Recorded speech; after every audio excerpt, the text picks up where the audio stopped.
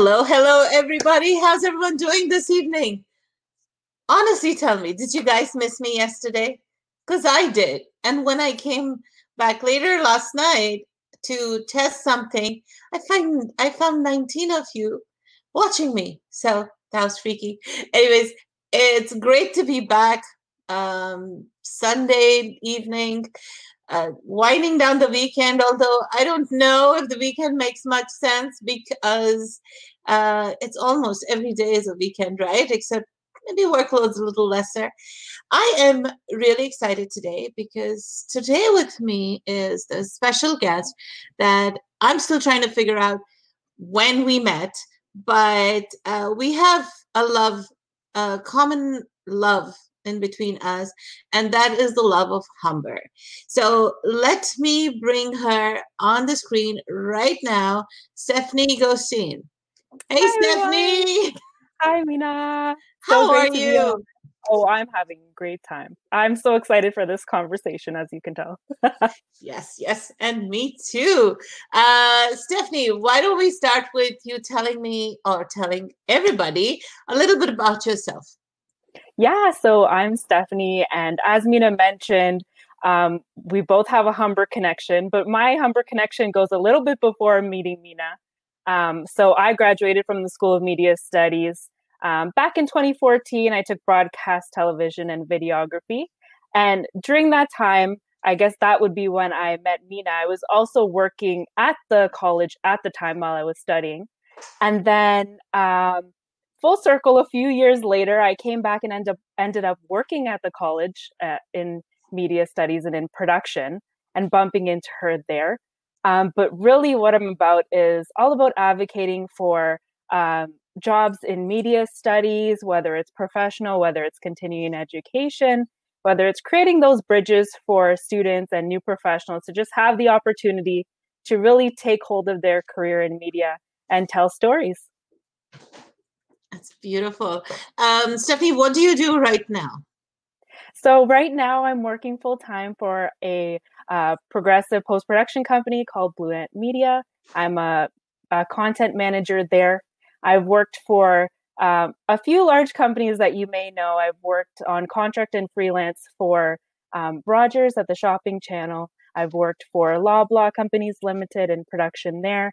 I've worked for, as you know, Humber College and DHX Media, as well as other post-production or production companies as well. And Stephanie, you've always been involved some way or the other with students, with new grads, always coming up with resources, helping them, giving them tips, had a bunch of passion projects. Do you want to throw some light on that? A bunch of passion projects is definitely one way to describe it. For me, I'm all about paying it forward. And anytime I have a chance to talk to anyone in the industry or people looking for jobs, then I always tell them, if you get an opportunity, share that opportunity as well. Because if someone's giving you a chance, it's because maybe someone else gave them a chance in the opportunity they're in. So I'm a strong believer in paying it forward. And as well, you know, as we climb in our journey and we learn, to share that learning with others so that we grow as a media community. Yes. And let's address the white elephant in the room, the COVID situation. I really don't like to talk about COVID because there's almost everybody talking about COVID, but um, COVID has affected media in more ways than others. Like, you know, even though media is the forum, the modem that gives us all the information. Um, Media is still not working. You know, many people have lost their jobs, and there's so much shuffling going on. So, COVID effects in media, but where do you see us going from here, specifically in media and jobs around media studies? Yeah, so addressing that elephant, very, very clear to me that production has come to a halt. If we're not allowed to gather with five or more people that we live with, guaranteed that we haven't lived with five other members of our crew. So production has dramatically been cut. I know a lot of companies are making the effort to have some work from home accommodations.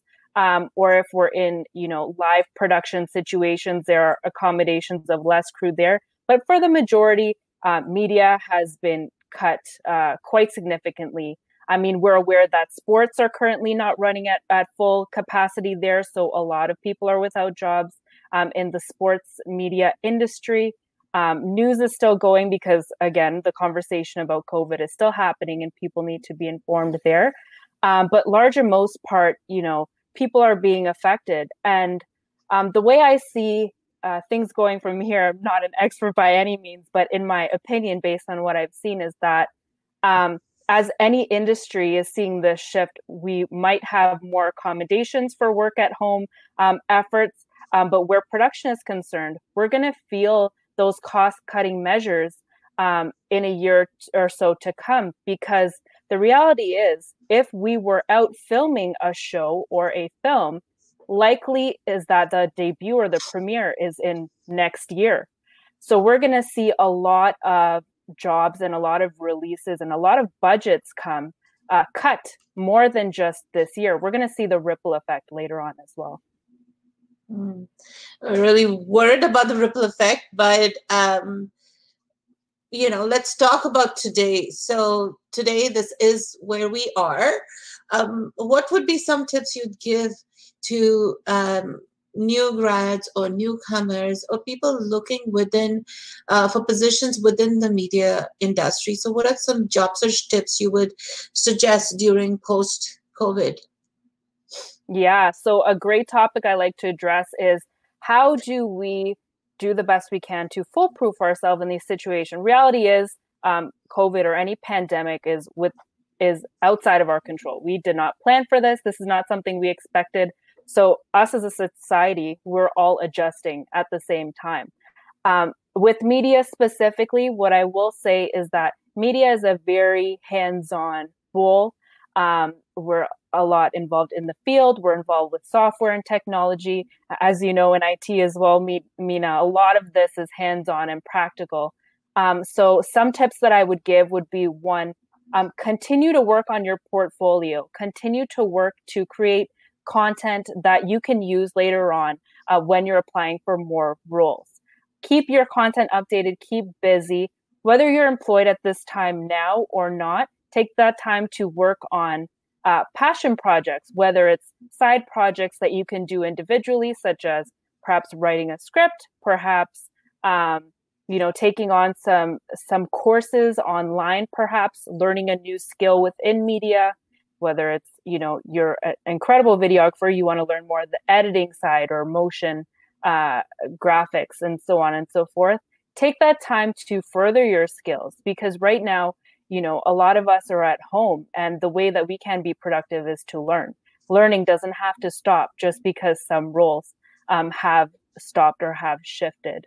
And I would also say, there are still jobs hiring. A lot of the hiring is now taking place. Virtual interviews are happening. You're seeing interviews happen via video, as you know, Mina. And so the roles that are hiring, now is a great time to take advantage of those work from home roles that are now popping up that we didn't see before. So definitely keep prepared for roles that are open. Just know that your hiring process may look a little different in your interviewing process, but definitely use that time to prepare as much as possible for the jobs that you will be applying for, whether during this time or after this period is over. And, you touched on passion project. And before we got to that, we were talking about how you've been always involved with Humber and the love for Humber and stuff.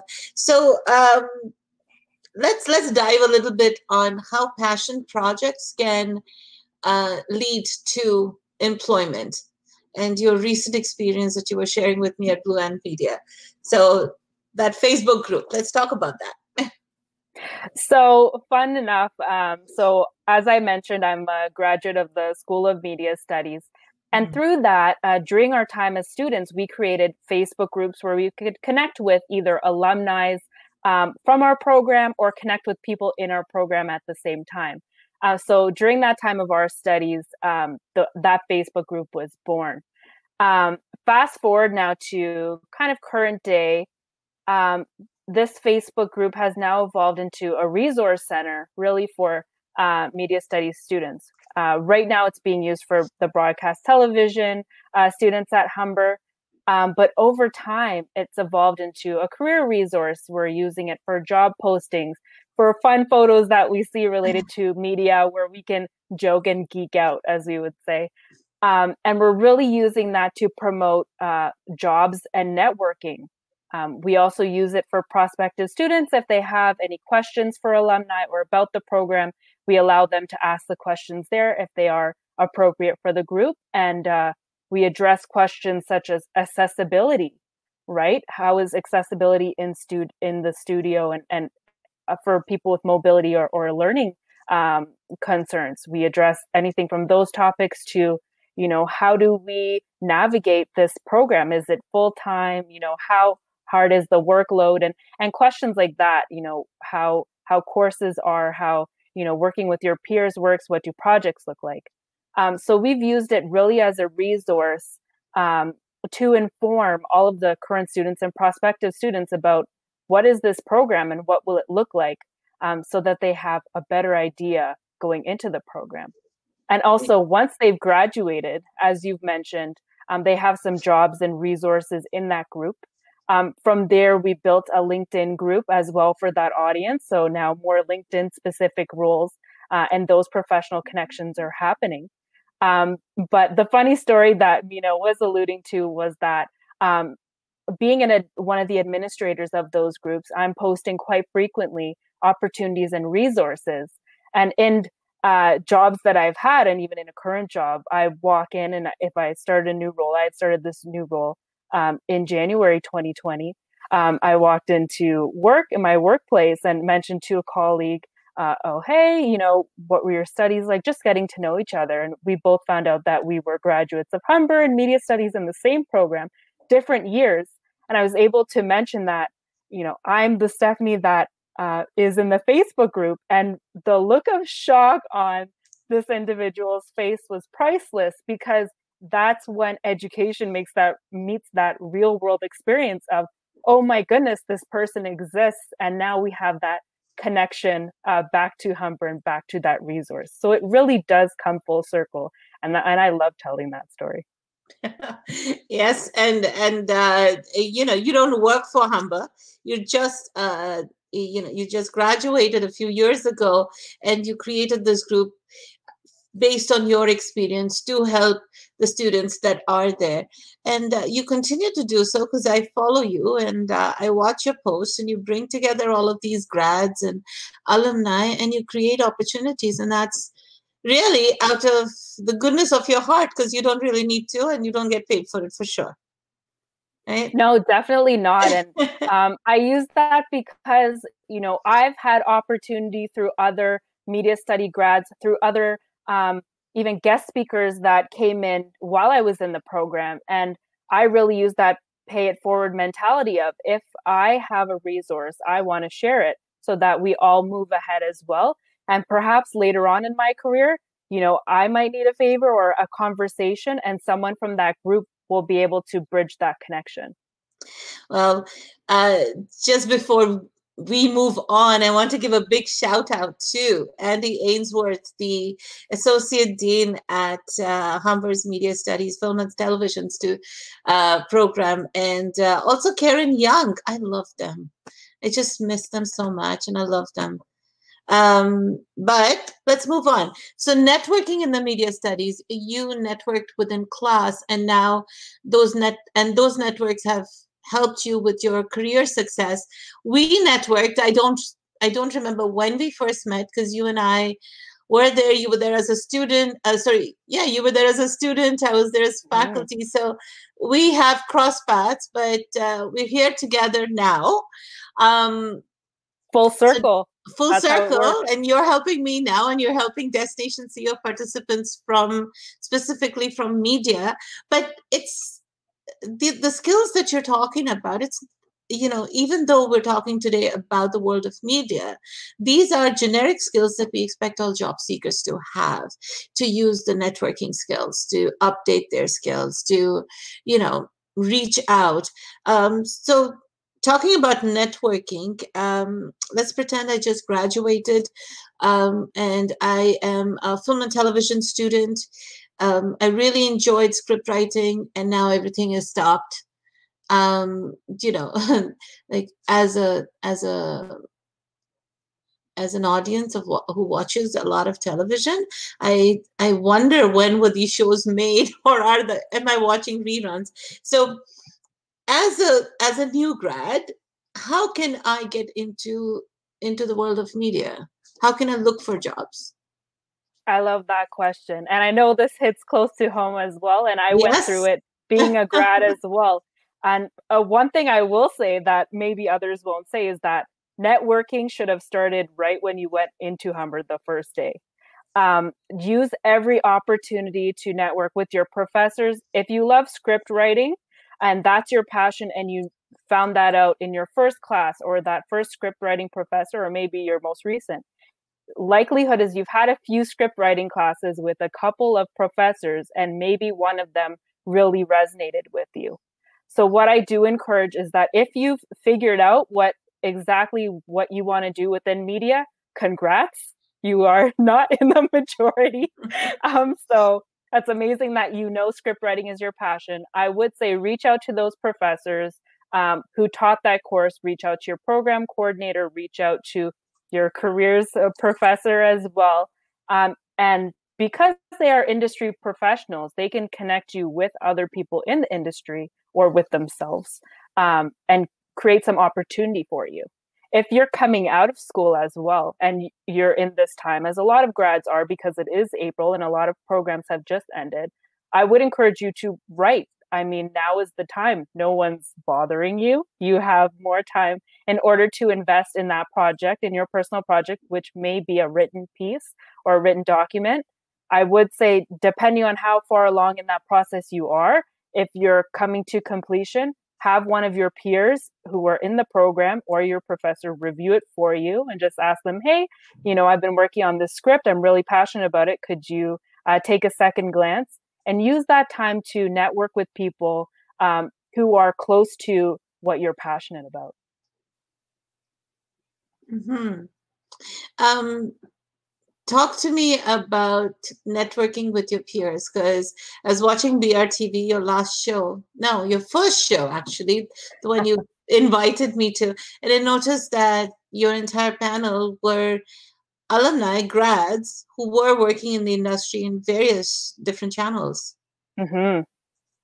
Yeah, so on that panel that you mentioned, so one of my passion projects, again, as I mentioned, was creating resources for the broadcast TV community. And through that, during this time, I've been able to create kind of a podcast webinar session where I'm inviting industry professionals to watch, or current grads or broadcasting students to take part in a conversation with some alumni of the program that I know personally as well. And so during those conversations, we're able to navigate, okay, are we currently working right now during this time? And if we're not, what are we doing with our spare time? And then as well, just talking about, how important it was to invest in network opportunities while we were studying, highlighting some of the courses or projects that stuck out with us that we used in order to leverage ourselves into those positions.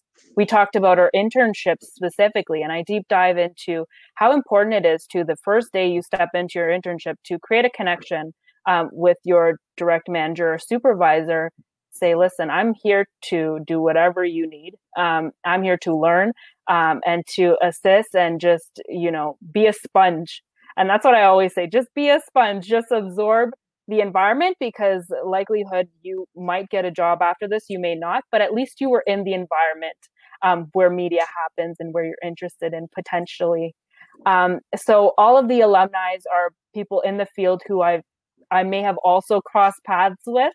And so we talk about how, again, that comes full circle. Networking within the broadcast community and then working with them later on as well, which is really cool. Yes, brilliant. And you've done so well. Oh, thank you. Really, you should be. This is a true example of a success story for a new grad. But let's say I have a lot of knowledge and experience from a different part of the world. I've been involved with a lot of TV advertisements and producing shows. I come to Canada, don't really know the lay of the land. So can you break it down for me? How do I understand the media lay of the land? What should be my first step? And, subsequently, what should be the steps I should take in order to gainfully get a job? Is it all about networking in the media industry, in the world of media? Definitely a huge part, because a lot of jobs are word of mouth or through connections. I mean, if you're working on a production per se, and there's 20 people, chances are they're working as well on other shows where you might be a possible good fit. On the panel as well, we discussed people who are coming from out of country, who are coming in and dealing with visa situations. We discussed people with disabilities who are coming into the media industry and how they navigate that landscape as well. We talk of people coming from even just out of town, maybe, 100 kilometers away, and now they're coming into Toronto and they're hoping to break into the industry. What does that look like? I've moved out of town. I haven't been here. I want to create a career for myself. So again, those are all topics which, I mean, I'm so proud of everyone who participated on the panel, because we have addressed all of these concerns with real experience.